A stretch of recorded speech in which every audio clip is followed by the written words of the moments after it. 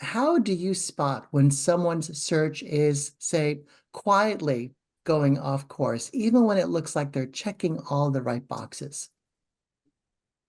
Quietly going off course. Yeah, I've seen things from quietly going off course to what I call the downward spiral.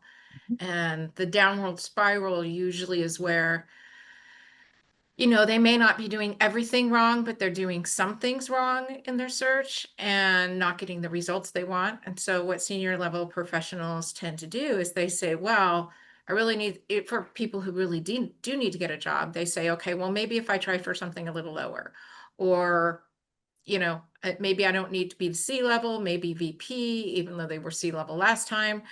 Um, which title really isn't a problem, but if they're applying for things that they're overqualified for, they're going to even get even less response.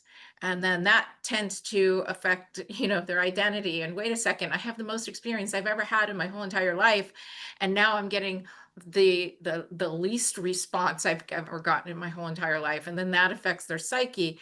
And then that downward spiral starts to happen. And then when an opportunity does pop up, their mindset really isn't ready for it. But I'm going to say that probably the top things that the top thing that an executive would do wrong is that if they are truly in that what I like to call the 3% of the org chart, um, then 97% of the job search strategy out there isn't going to work for them to begin with.